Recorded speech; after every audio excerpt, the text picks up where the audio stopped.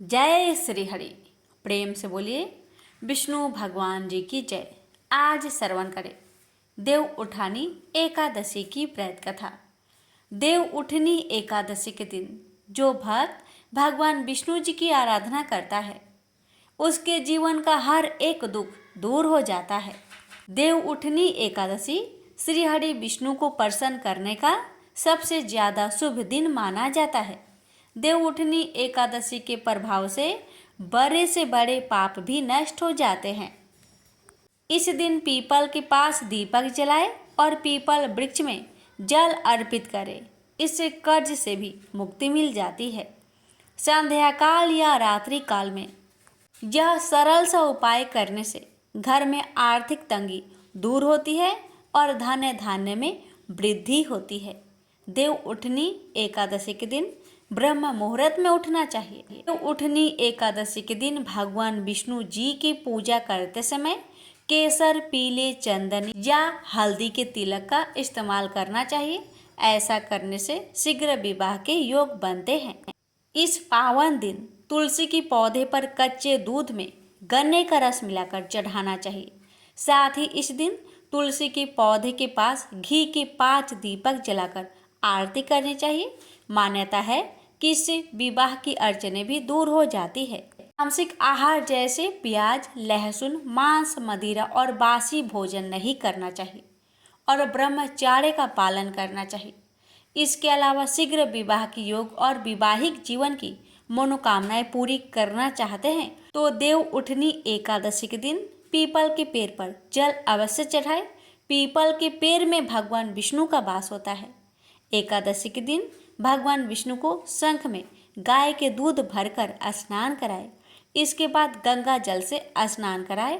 ऐसा करने से व्यक्ति की आर्थिक समस्याएं भी दूर हो जाती है। इस बार कार्तिक माह की एकादशी 11 नवंबर को शाम के 6:46 बजे से लेकर 12 नवंबर को शाम 4:04 बजे तक रहेगी।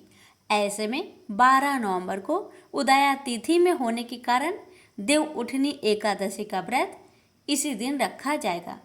वहीं इसका पारण 13 नवंबर को सुबह 6 बजे के बाद ही किया जाएगा। अब आइए श्रवण करते हैं देव उठनी एकादशी व्रत में सुनी जाने वाली सभी कथाएं एक साथ। विष्णु भगवान, माता लक्ष्मी आप सभी भक्तों की हर मनोकामना को पूर्ण करे। इसी प्रार्थना और मंगल कामना के साथ शुरू करते हैं कथा। एक राजा था, उसके राज्य में प्रजा सुखी थी।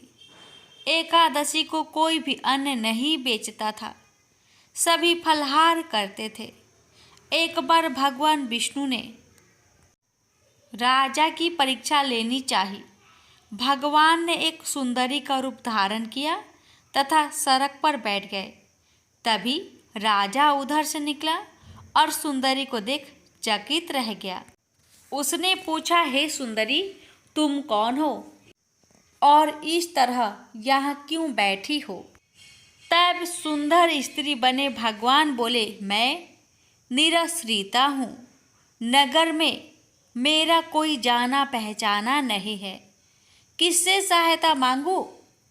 राजा उसके रूप पर मोहित हो गया।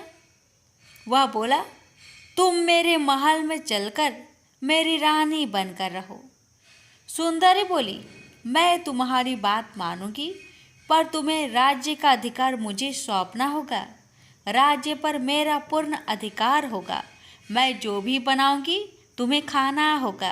राजा उसके रूप पर मोहित था, अतः उसकी सभी शर्तें स्वीकार कर ली। अगले दिन एकादशी थी। रानी ने हुक्म दिया कि बाजारों में अन्य दिनों की तरह अन्न बेचा जाए। उसके घर में मांस, मछली आदि पकाए तथा परोसकर राजा से खाने के लिए कहा। यह देखकर राजा बोला, रानी, आज एकादशी है, मैं तो केवल फलाहार ही करूँगा। तब रानी ने शर्त की बात याद दिलाई और बोली, या तो खाना खाओ, नहीं तो मैं बड़े राजकुमार का सिर काट दूंगी। राजा ने अपनी स्थिति बड़ी रानी से कही तो बड़ी रानी बोली, महाराज, धर्म न छोड़ो, बड़े राजकुमार का सिर दे दे। पुत्र तो फिर मिल जाएगा, पर धर्म नहीं मिलेगा। इसी दौरान बड़ा राजकुमार खेल कर आ गया। माँ की आंखों में आंसू देखकर वह रोने का कारण पूछने लगा, तो माँ ने उसे सारी वस्तु स्थिति बता दी। तब वह बोला, मैं सिर देने को तैयार हूँ, पिताजी के धर्म की रक्षा होगी, जरूर होगी। राजा दुखी मन से राजकुमार का सिर देने को तैयार हुआ, तो रानी के रूप में भगवान विष्णु ने प्रकट होकर असली बात बताई। राजन, तुम इस कठिन परीक्षा में पास हुए। भगवान ने प्रसन्न मन से राजा से वर मांगने को कहा, तो राजा बोला, आपका दिया सब कुछ है, हमारा उद्धार करे। उसी समय वहां एक विमान उतरा। राजा ने अपना राज्य पुत्र को सौंप दिया और विमान में बैठकर परम धाम को चला गया। प्रेम से बोलिए जय श्री हरि। प्रेम से बोलिए एकादशी माता की जय। मोर नाम का एक दैत्य था। रावण और कंस की तरह वह भी बड़ा आतंक मचाता था। स्वर्ग में देवों सहित सभी को पीड़ा देता था। सब लोग उससे रक्षा मांगकर श्रीमन नारायण की शरण में गए। भगवान ने कहा, मैं उसे संभलाता हूँ, चिंता मत करो।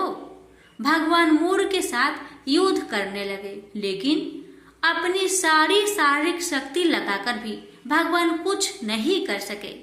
भगवान को युद्ध के मैदान से पलायन करना पड़ा। वे हिमालय की एक गुफा में छिप गए। मोर भी उनका पीछा करते हुए वहां पहुंच गया।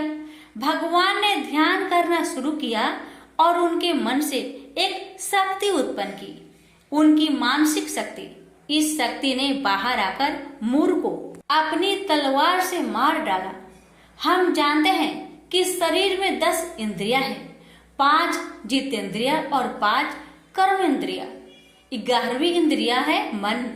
संस्कृत में एकादशी का अर्थ है 11। चूंकि यह देवी उनके मन भगवान की 11वीं इंद्रिया से निकली थी, इसलिए भगवान ने उन्हें एकादशी के नाम से पुकारा।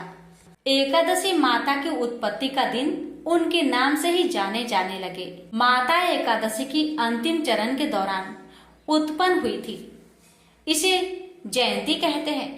और उन्होंने द्वादशी से पहले चरण के दौरान दैत्य को मार डाला था, इसे स्मरणती कहते हैं। भगवान ने घोषणा की कि एकादशी के दौरान देवी की इस महान कार्य के कारण पूरे जगत में कोई भी पाप नहीं रहेगा, लेकिन पाप तो पहले से ही है। जब उसने यह सुना, पाप पुरुष आश्रय की तलाश में इधर उधर भागने लगा। एकादशी के दौरान वह कहाँ रहेगा? वह जहाँ भी गया, सभी ने उसे आश्रय देने से इनकार कर दिया। अंत में अन्न भोजन एकादशी के दौरान उसे आश्रय देने के लिए सहमत हुआ। वो एकादशी के दौरान सभी पाप भोजन में आश्रय लेते हैं। जो कोई एकादशी के दौरान भोजन करता है, ये पाप उस व्यक्ति में प्रवेश करेंगे और रोग, समस्या, हानि, परेशानी इत्यादि बन जाएगी। एकादशी देवी को विष्णु कन्या भी कहा जाता है, क्योंकि वह भगवान की मानस पुत्री है। उनकी मूर्ति पूरी जगन्नाथ मंदिर और द्वारिका धाम में है। भगवान के धर्म की रक्षा के लिए जितने भी अवतार हैं, वे सभी एकादशी के दिन हुए हैं, इसलिए यह इतना पवित्र दिन है। प्रेम से बोलिए लक्ष्मी नारायण की जय, एकादशी माता की जय। राजा अमरीश भगवान श्री हरि के परम भक्त थे। वे पृथ्वी के 7 द्वीप, अचल संपत्ति और अतुल ऐश्वर्य के शासक होने पर भी इन्हें सपने तुल्य समझते थे, क्योंकि वे जानते थे कि जिस धन वैभव के लोभ में पड़कर मनुष्य घोर नरक में जाता है, वह केवल 4 दिन की चांदनी है। राजा अमरीश का भगवान श्री कृष्ण में और उनके प्रेमी साधुओं में परम प्रेम था। उन्होंने अपने मन को श्री कृष्ण के चरणों में, वाणी को भगवान के गुणों का गान करने में, हाथों को श्री हरि के मंदिर मार्जन में और अपने कानों को भगवान की मंगलमयी कथा के श्रवण में लगा रखा था। उन्होंने अपने नेत्रों को श्री हरि के विग्रह व मंदिरों के दर्शन में नासिका को उनके चरण कमलों पर चढ़ी श्रीमती तुलसी की दिव्य गंध में और जीवा को भगवान के प्रति अर्पित नैवेद्य प्रसाद में संलग्न कर दिया था। राजा अम्बरीश के पैर भगवान के क्षेत्र आदि की पैदल यात्रा करने में ही लगे रहते और वे सिर से भगवान श्री कृष्ण के चरण कमलों की वंदना किया करते थे।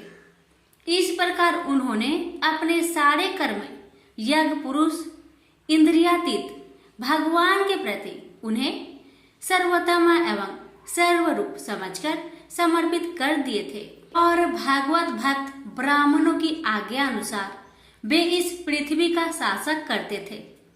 उन्होंने बड़ी बड़ी दक्षिणा वाले अनेकों अश्वमेध यज्ञ करके यज्ञाधिपति भगवान की आराधना की थी। उनकी प्रजा महात्माओं के द्वारा गाए हुए भगवान के उत्तम चरित्रों का बहुत सम्मान करती, किसी समय बड़े प्रेम से श्रवण करती और किसी समय उनका गान करती। इस प्रकार उनके राज्य के मनुष्य देवताओं के अत्यंत प्यारे स्वर्ग की भी इच्छा नहीं करते।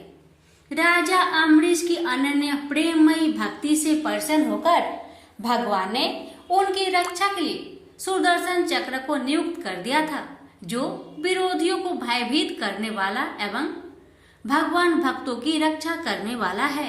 एक बार उन्होंने अपनी पत्नी के साथ भगवान श्री कृष्ण की आराधना करने के लिए 1 वर्ष तक द्वादशी प्रधान एकादशी व्रत करने का नियम ग्रहण किया। उन्होंने 3 रात का उपवास किया और एक दिन यमुना जी में स्नान करके भगवान श्री कृष्ण की पूजा की। तत्पश्चात पहले ब्राह्मणों को स्वादिष्ट और अत्यंत गुणकारी भोजन कराकर उन लोगों के घर 60 करोड़ गौएं सुसज्जित करके भेज दी। जब ब्राह्मणों को सब कुछ मिल चुका तब राजा ने उन लोगों से आज्ञा लेकर व्रत का पारण करने की तैयारी की। उसी समय श्राप और वरदान देने में समर्थ स्वयं दुर्वासा जी भी उनके यहाँ अतिथि रूप में पधारे।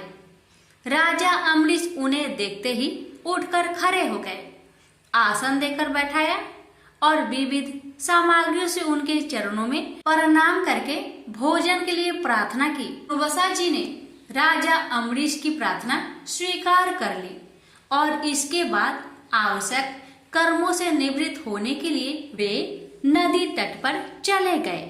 वे ब्रह्मा का ध्यान करते हुए यमुना के पवित्र जल में स्नान करने लगे।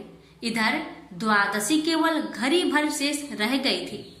धर्मज्ञ अम्बरीश ने धर्म संकट में पड़कर ब्राह्मणों के साथ परामर्श किया। उन्होंने कहा, ब्राह्मण देवताओं, ब्राह्मण को बिना भोजन कराए स्वयं खा लेना और द्वादशी रहते पारण न करना दोनों ही दोष है। इसलिए इस समय जैसा करने से मेरी भलाई हो और मुझे पाप न लगे ऐसा काम करना चाहिए। तब ब्राह्मणों के साथ विचार करके उन्होंने कहा, ब्राह्मणों, श्रुतियों में ऐसा कहा गया है कि जल पी लेना भोजन करना भी है, नहीं भी करना है। इसलिए इस समय केवल जल से पारण किए लेता हूँ। ऐसा निश्चय करके मन ही मन भगवान का चिंतन करते हुए राजश्री अम्बरीश ने जल पी लिया और फिर दुर्वासा जी के आने की राह देखने लगे। दुर्वासा जी आवश्यक कर्मों से निवृत्त होकर यमुना तट से लौट आए। जब राजा ने आगे बढ़कर उनका अभिनंदन किया तब उन्होंने अनुमान से ही समझ लिया कि राजा ने पारण कर लिया है। उस समय दुर्वासा जी बहुत भूखे थे। वे क्रोध से थर थर कांपने लगे।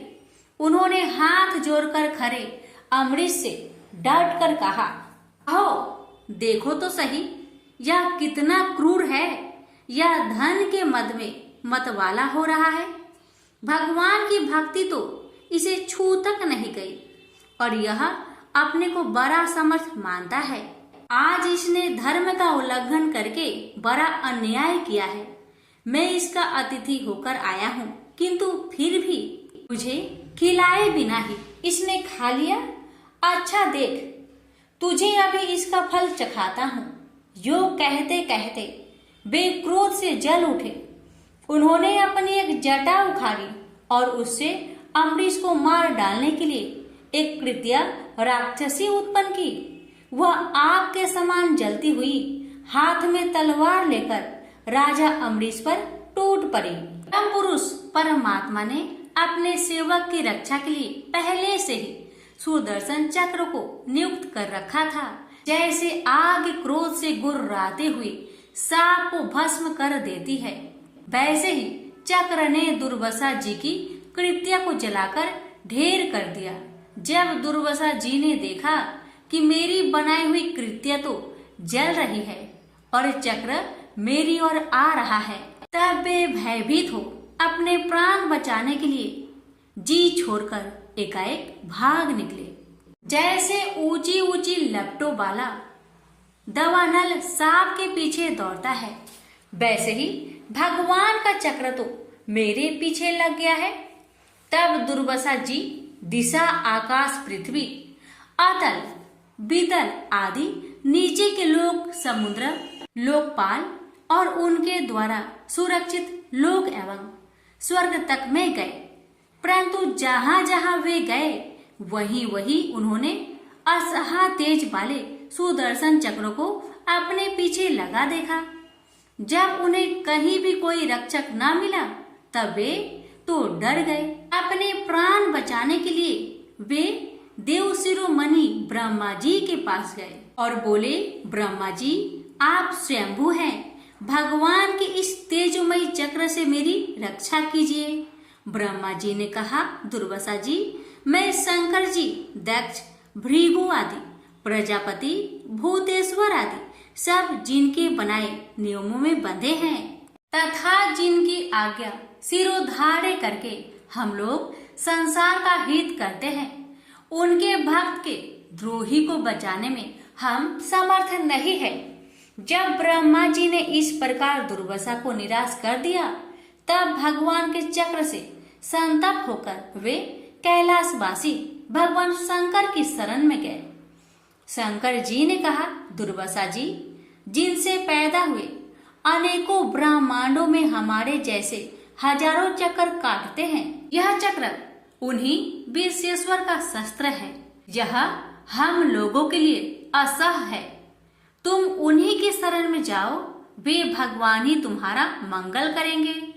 निराश होकर दुर्वासा जी श्री हरि भगवान के परम धाम बैकुंठ की तरफ में भागे। दुर्वासा जी भगवान के चक्र की आग से जल रहे थे। वे भगवान के चरणों में गिर पड़े। उन्होंने कहा, हे अच्युत्य, हे अनंत, आप संतों के एकमात्र इच्छित हैं। प्रभु, संपूर्ण जगत के जीवन दाता मैं अपराधी हूँ, आप मेरी रक्षा कीजिए। आपका परम प्रभाव न जानने के कारण ही मैंने आपके प्यारे भक्त का अपराध किया है।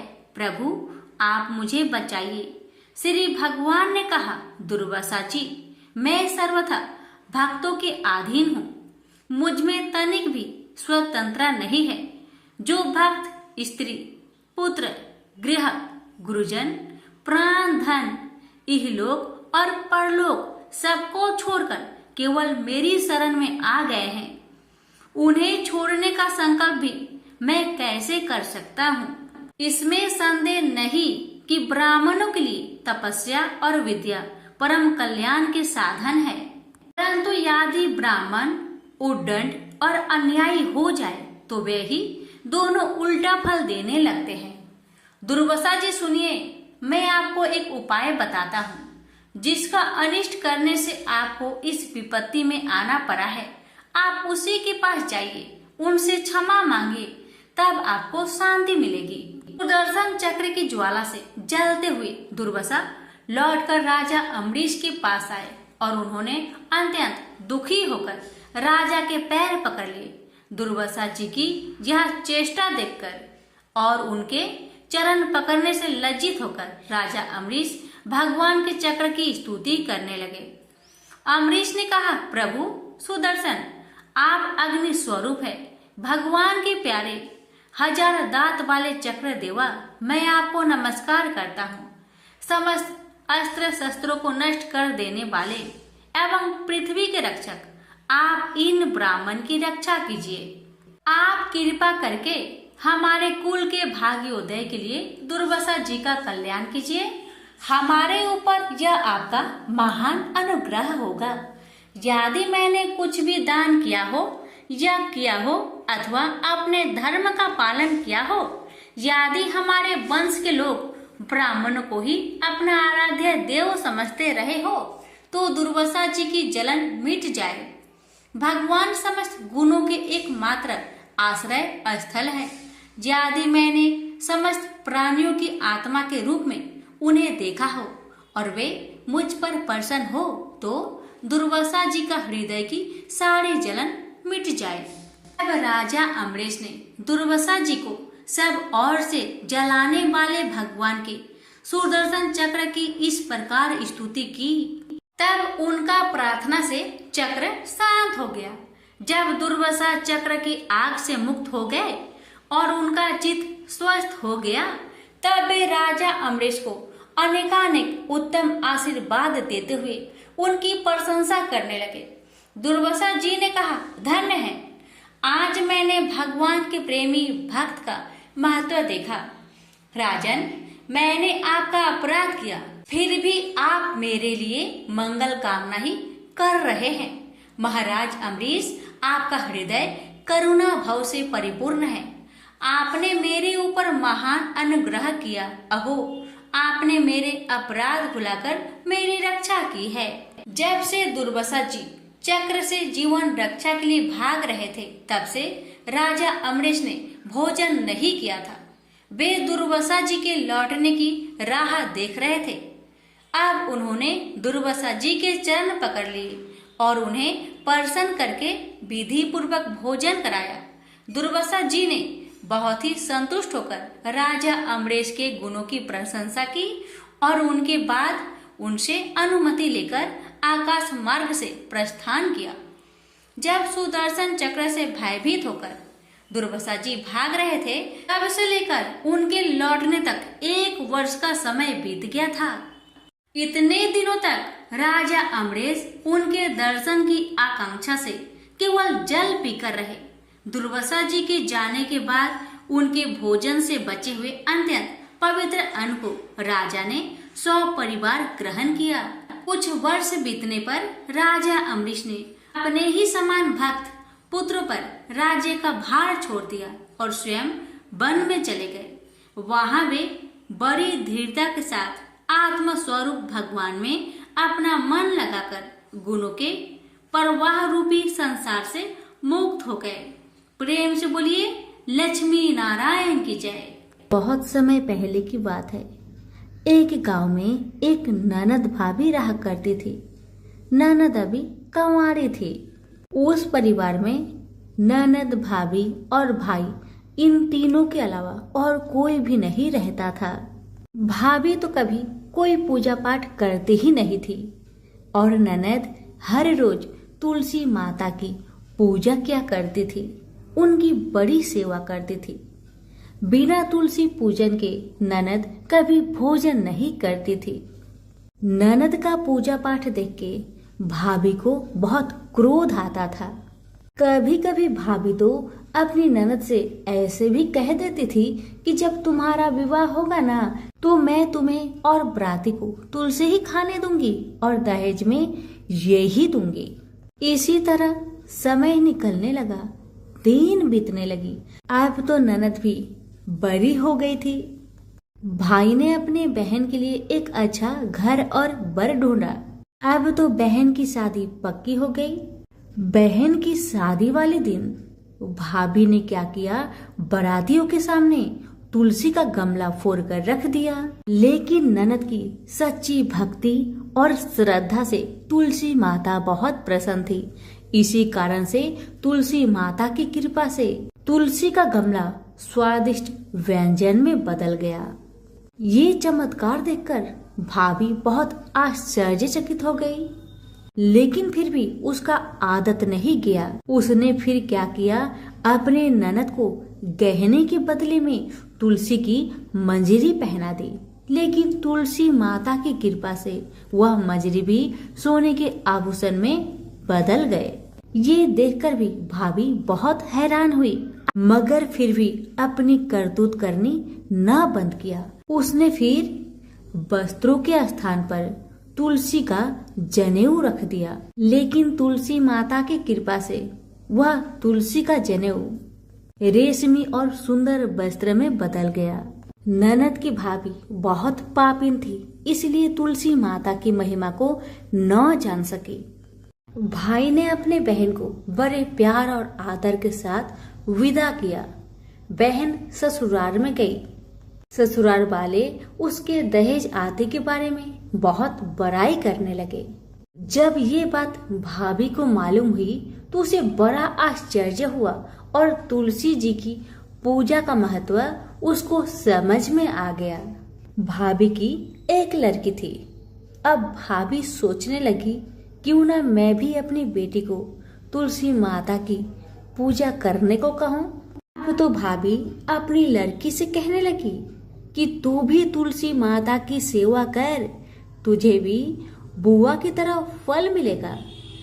पर लड़की अपनी माँ के जैसी ही थी, उसे तुलसी की सेवा में मन नहीं लगता था। भाभी की लड़की हर रोज सुबह स्नान करके ऊपर के मन से अपनी माँ की बात रखने के लिए तुलसी माता की पूजा कर लिया करती थी, मगर मन उसका पूजा में कभी नहीं लगा। इसी तरह समय बीतते गया। इस बार भाभी ने खुद अच्छा घर और वर देखकर अपनी बेटी का विवाह तय किया, और जब विवाह का समय आया तो भाभी ने सोचा, जैसा व्यवहार मैंने अपनी ननद के साथ किया वैसा ही व्यवहार मैं अपनी बेटी के साथ करूंगी, क्योंकि मैंने जो ननद के साथ व्यवहार किया उसी व्यवहार के कारण ननद को इतनी इज्जत मिली थी। क्यों ना मैं भी अपनी लड़की के साथ वैसा ही व्यवहार करूं। अब जैसे ही बाराती वाले आए, भाभी ने तुलसी जी का गमला को फोड़कर बाराती के सामने रख दिया, परंतु इस बार मिट्टी मिट्टी ही रही। मंजरी व पत्ते भी अपने पूर्व रूप में ही रहे तथा जनेऊ भी जनेऊ ही रहा। सभी बाराती भाभी की बुराई करने लगे। ससुराल में भी लड़की की और उसकी माँ की बहुत बुराई हो रही थी। भाभी को अपनी ननद से बहुत जलन होता था। इस कारण भाभी अपनी ननद को बहुत कम ही घर पर बुलाया करती थी, पर भाई अपने बहन को बहुत मानता था। भाई ने एक दिन सोचा, बहन की शादी किए हुए बहुत साल हो गए, क्यों ना मैं अपने बहन से मिलकर आऊं, उसके ससुराल जाऊं।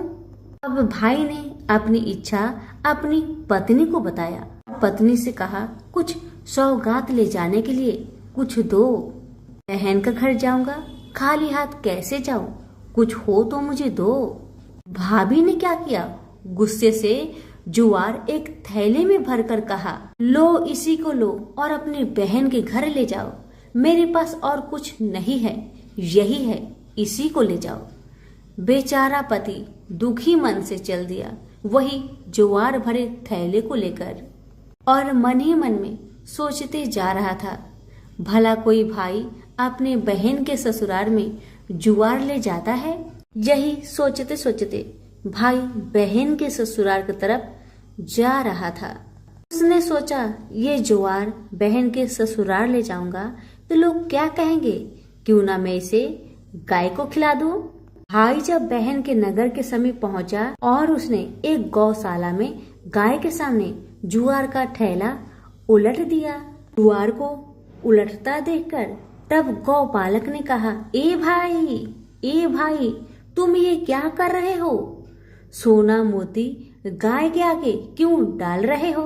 भाई ने जब नीचे देखा तो सचमुच हीरे मोती सोना चांदी जगमगा रहे थे। भाई ने तुलसी माता के चमत्कार को जान लिया और जोर जोर से तुलसी माता की जयकारा लगाने लगा और सारी कहानी उस गौपालक को बताया। सोना चांदी हीरा मोती थैले में भरकर बहुत प्रसन्न मन से अपने बहन के घर गया। बहन भाई को देखकर बहुत प्रसन्न हुई और अपनी भाई की बहुत आवभगत की। भाई ने अपनी बहन की सास ससुर से आज्ञा लेकर अपनी बहन को घर लेकर आया और रास्ते में सारी कहानी बताते आ रहा था कि कैसे भाभी ने ज्वार भरकर थैले में दिए थे और तुलसी माता की कृपा से कैसे ये ज्वार हीरे मोती सोने चांदी में बदल गए। भाई को तुलसी माता का महिमा पता चल गया था। अब भाई और बहन घर आकर अपनी भाभी को सारी कहानी बताते हैं और तुलसी माता की महत्व को समझाते हैं और पूजन करने का फल उसे भी बताते हैं। अब तो भाई और भाभी और उसकी बेटी तीनों जन मिलकर हर दिन तुलसी माता का पूजन किया करते थे और तुलसी माता भी उनके पूजन से प्रसन्न होकर उनके घर में अन्न धन के भंडार भर दिए और भाभी की बेटी को भी अच्छा घर और वर मिला। तो सभी मिलकर बोलिए तुलसी मैया की जय हो।